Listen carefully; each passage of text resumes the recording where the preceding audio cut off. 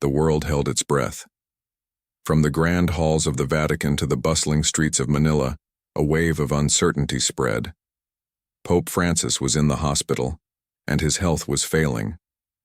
Prayers echoed in churches, homes, and hearts across the globe.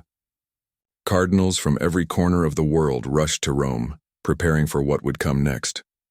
The ancient tradition was set in motion, the gathering of the College of Cardinals, the locked doors of the Sistine Chapel, and the anxious wait for the signal that would change history. Social media erupted with speculation. Across continents, people watched, refreshing their screens, discussing possibilities. Then the moment arrived. A plume of white smoke billowed from the chimney above the Sistine Chapel. A collective gasp swept through St. Peter's Square, followed by a roar of cheers. The world had a new pope. But who had been chosen to lead the Catholic Church into the future? Thousands stood shoulder to shoulder in front of St. Peter's Basilica, their eyes fixed on the balcony above. A hush fell over the crowd. Then, Cardinal Giovanni Battista Re stepped forward to make the long-awaited announcement. With solemn grace, he declared, "Annuntio vobis gaudium magnum, habemus papam." The words, rich with centuries of tradition, rang out over the sea of faces. In English, he said, "I bring you great joy, we have a pope."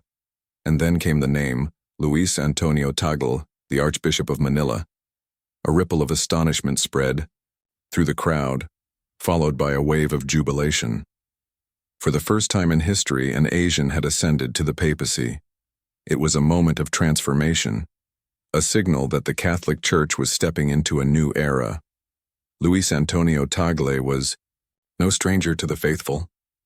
Born in 1957 in Manila, he had spent his life in service to the Church. His deep faith, intellectual brilliance, and unwavering humility had defined his journey. As the 266th successor of St. Peter, he was now entrusted with the task of guiding over 1 billion Catholics worldwide.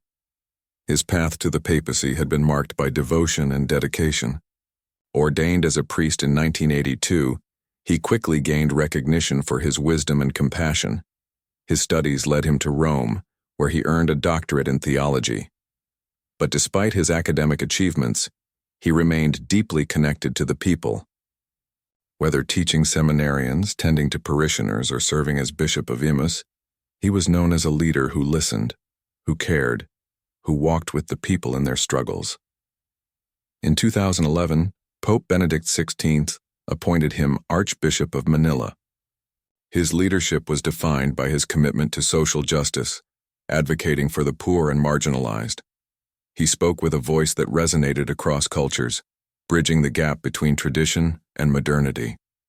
With his election to the papacy, the Church was sending a clear message. The future was global, inclusive, and filled with hope. For centuries, the papacy had been dominated by European figures. But with Pope Tagle, the Catholic Church embraced its worldwide identity. His leadership was a bridge between East and West, tradition and progress, faith and action. It was a powerful symbol that the Church belonged to all people, regardless of nationality or background. Back in the Philippines, celebrations erupted. Church bells rang, streets filled with joy, and an entire nation rejoiced.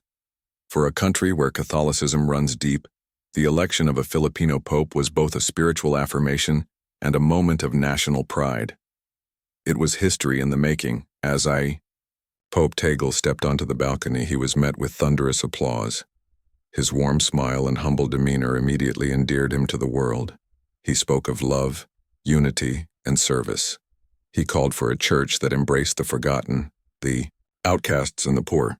His words were not just declarations, they were a mission statement for the future.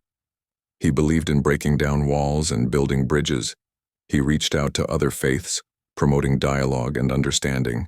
He challenged leaders to use their power for good, reminding them that true leadership was about service.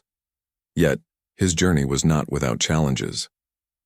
The Catholic Church faced internal struggles, deep divisions between traditionalists and reformers, ongoing scandals, and declining trust in leadership. Pope Tagle knew that healing would take more than words. He took bold steps to bring transparency and accountability, addressing past failures with honesty and courage. His leadership was a light in uncertain times. He worked tirelessly to uplift the poor, protect the environment, and advocate for human rights. He wasn't just a pope of doctrine. He was a pope of action, showing the world that faith and justice go hand in hand. Pope Tagle's election was more than just a historical moment. It was a turning point for the Catholic Church. He represented a faith that was alive, evolving, and deeply connected to the struggles of ordinary people. His story was one of humility and service, a reminder that the Church's greatest strength lay in its people. And so a new chapter began. Under Pope Tagle's guidance, the Catholic Church moved forward, shaped by love, justice, and unity. A leader for the faithful, a voice for the voiceless, a pope for the world,